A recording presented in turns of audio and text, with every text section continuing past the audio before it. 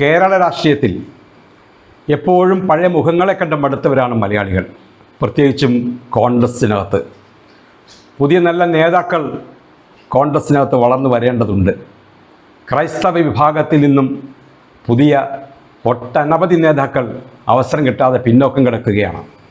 വൈകിയാണെങ്കിലും സണ്ണി ജോസഫിന് കിട്ടിയത് അർഹതയ്ക്കുള്ള അംഗീകാരം തന്നെ.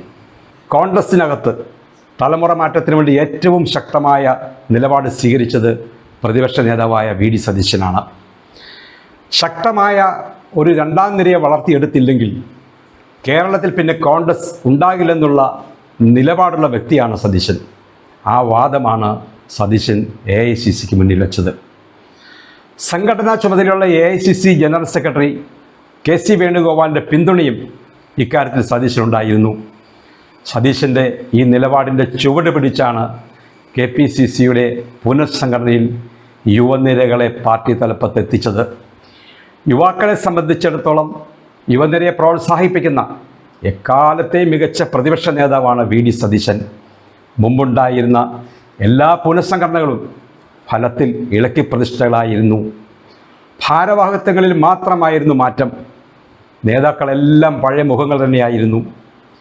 MM ഹസൻ KPCC പ്രസിഡന്റ് സ്ഥാനം ഒഴിഞ്ഞ് UDF കൺവീനറാകുന്നു. വൈസ് പ്രസിഡന്റ് ബെന്നി ബെഹനാൻ ആ പദവി ഒഴിഞ്ഞ് കൺവീനറാകുന്നു.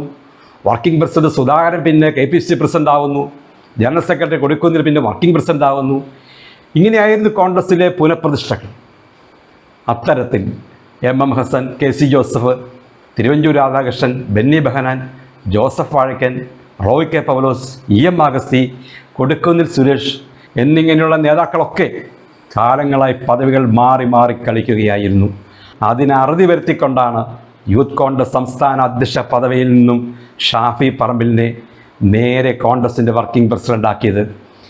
AICC സെക്രട്ടറി ആയിരുന്നെങ്കിലും യൂത്ത് കോൺഗ്രസ് പ്രസിഡന്റ് പദവിക്ക് ശേഷം PC വിഷ്ണുനാഥിന് KPCC ലഭിക്കുന്ന പദവിയും ഇപ്പോഴത്തെ വർക്കിംഗ് പ്രസിഡന്റ് സ്ഥാനമാണ്. സണ്ണി ജോസഫ് മുതിർന്ന നേതാവാണെങ്കിലും ഇത്തരത്തിൽ നേതൃതലങ്ങളിൽ ചാടിക്കളിച്ച കൂട്ടത്തിലുള്ള ആളല്ല. അടൂർ പ്രകാശും അങ്ങനെ തന്നെ. വരാൻ പോകുന്ന വൈസ് പ്രസിഡന്റുമാരിലും യുവത്വത്തിനായിരിക്കണം മുൻഗണന എന്ന ശക്തമായ നിലപാടാണ് വി.ഡി. സതീശനുള്ളത്. അതും ഫലം കണ്ടാൽ യൂത്ത് കോൺഗ്രസിൽ നിന്നും ഒരു നിര തന്നെ KPCC നേതൃത്വത്തിലെത്തും.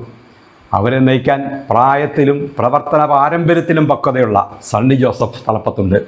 പക്ഷേ ഇക്കാലം അത്രയും പദവികളിൽ ഇരുന്നിട്ടും കൊതി തീരാത്ത ചിലർ അസംതൃപ്തരായി തലസ്ഥാനത്തു കൂടി കറങ്ങി നടക്കുന്നുമുണ്ട്.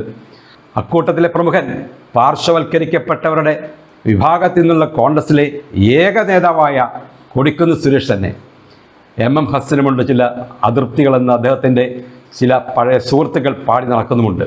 എന്തായാലും MM ഹസൻ്റെ സേവനങ്ങൾക്ക് നന്ദി അറിയിച്ചുകൊണ്ട് പ്രതിപക്ഷ നേതാവ് വി.ഡി. സതീശൻ കഴിഞ്ഞ ദിവസം സ്ഥാനാരോഹണ ചടങ്ങിൽ നടത്തിയ പ്രസംഗത്തിലെ വാക്കുകൾ ഹസനെ പുകഴ്ത്തിക്കൊണ്ടാണെങ്കിലും പാർട്ടിയിലെ നേതൃതലത്തിലെ ഒരു നേർക്കാഴ്ച കൂടിയായി മാറുകയായിരുന്നു. ഹസൻ KSU പ്രസിഡന്റായപ്പോൾ താൻ 2ാം ക്ലാസ്സിൽ പഠിക്കുകയായിരുന്നു എന്നാണ് സതീശൻ എന്ന് പറഞ്ഞത്. ഹസൻ ആദ്യമായി MLA ആയപ്പോൾ സതീശൻ 9ാം ക്ലാസ്സിലായിരുന്നു. ഒടുവിൽ താൻ UDF ചെയർമാനായപ്പോൾ ഹസൻ തനിക്ക് കീഴിൽ കൺവീനറായും ഉണ്ടായിരുന്നുവെന്ന് വി.ഡി. സതീശൻ പറഞ്ഞു. ഇതാണ് കോൺഗ്രസ് നേതൃത്വത്തിലെ നിലവിലെ നേർക്കാഴ്ച.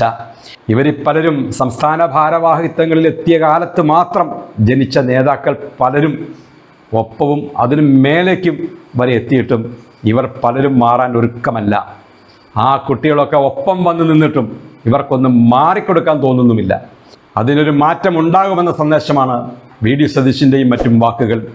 അവർക്ക് KC വേണുഗോപാലിൻ്റെയൊക്കെ പിന്തുണ കൂടി ഉണ്ടെങ്കിൽ കോൺഗ്രസ് കേരളത്തിൽ അടിമുടി മാറും. കോൺഗ്രസ് UDF നാട് ഭരിക്കും.